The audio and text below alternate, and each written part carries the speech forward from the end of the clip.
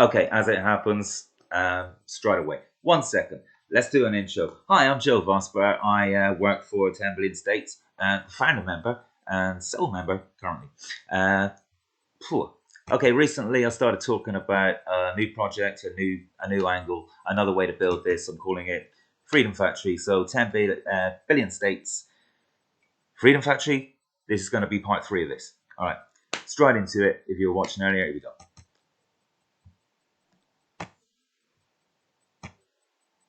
Okay, so part 4 will be called How We Take Over Every Industry on Earth. And again, quickly, because you know what I'm talking about by now. If the boycott software takes us so far into the function of this thing, what are the other parts? Well, if the boycott is negative or a kind of inhibitor, then the compensatory could be control of the mechanisms and the macro operations in the machine itself.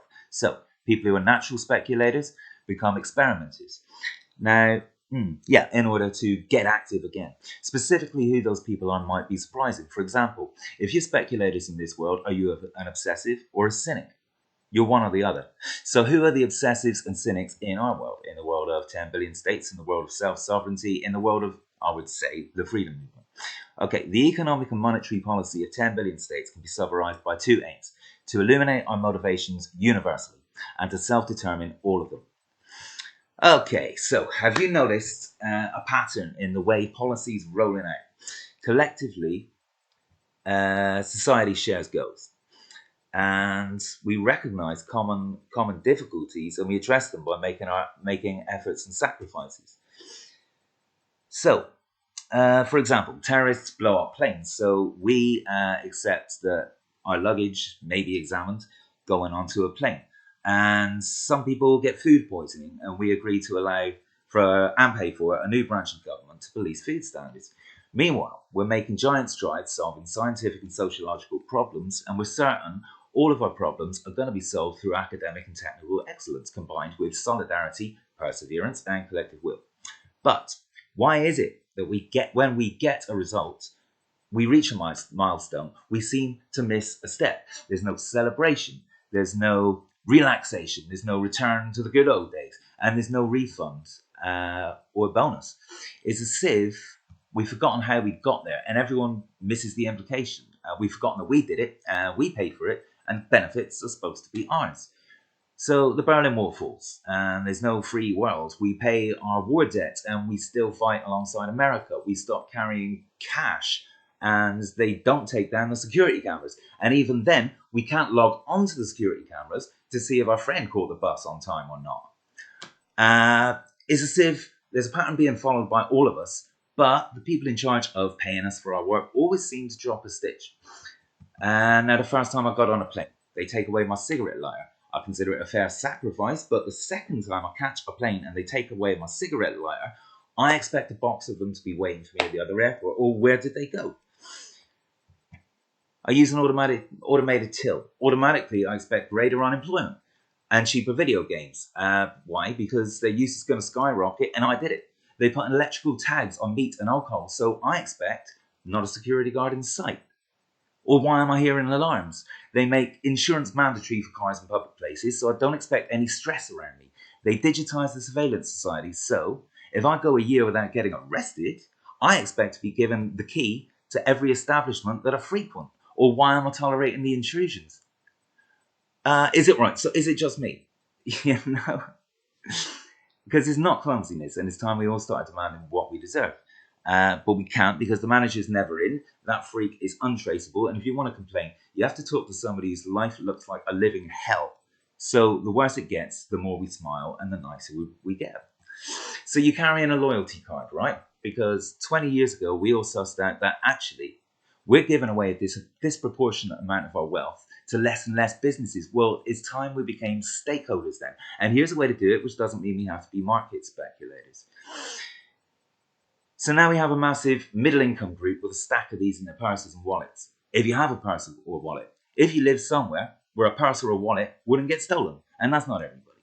So I'm in the supermarket now. I'm the only one of us with a theft problem. I'm the only one overpaying and suffering, being insulted by, automatic tills and having these scare tactics go on. tactics. I mean, these signs all over the place. I mean, there's lanes in the dole office now. Lanes. You know, you step out of it, you feel like you're going to get hit by a cattle prod. It's not even a joke. That's exactly what it looks like. So, yeah. And the owner, what's the owner doing?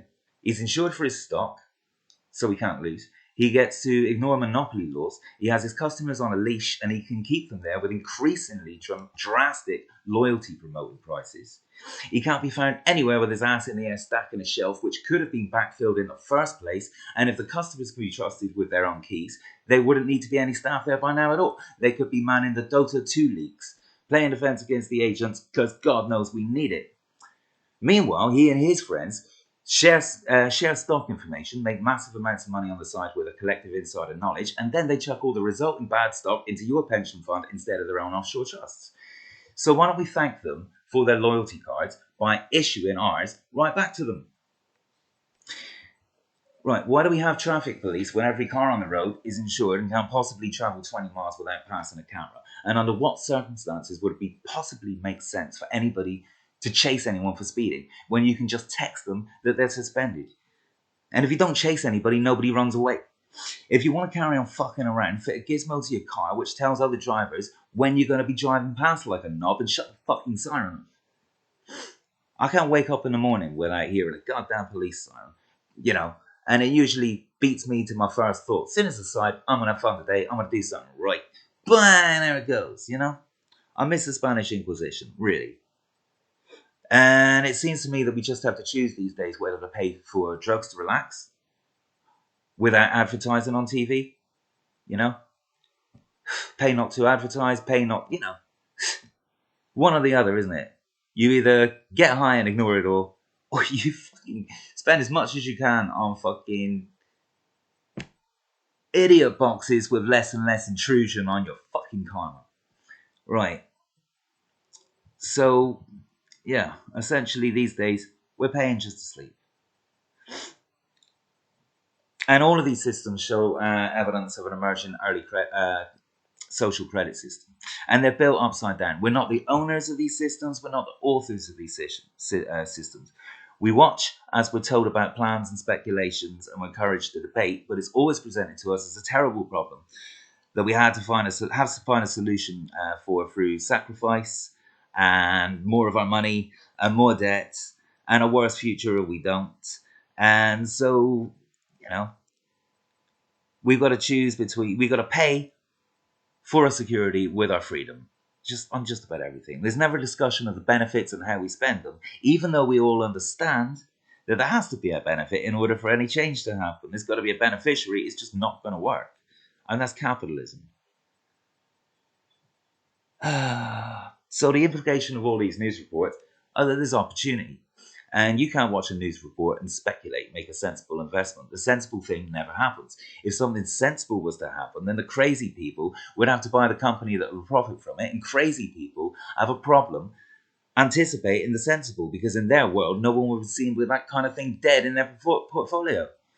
Crazy people are happy anyway, though, provided they believe they have an edge on the rest of us. And we're all stupid. I mean, if we aren't stupid, crazy doesn't even mean anything. Alright, so I'm going to leave it there. I'm going to go back to this, which you should have seen before, otherwise watch the video with this on. And so, yeah, this is it. I mean, it's a simple enough process. We spend our money where we damn well want. You affiliate with us, you know, you get to be in the new world. It's not the right side of history anymore, you know. It's live or die, punk. And this is the way we go. So once again, sorry this was a bit long, and I know I'm going a bit fast and reading off a page is never as fresh as if you're just talking, but tell me what you think. Get in the comments, get in my email, you know, you got all of my addresses, man, call me. Now, I don't know what kind of shadow band I'm in. I could just be a mental case. But here's your details. You know what to do. Yeah. Thanks again for listening, especially my 11 subscribers, and I'll see you as soon as possible. Bye.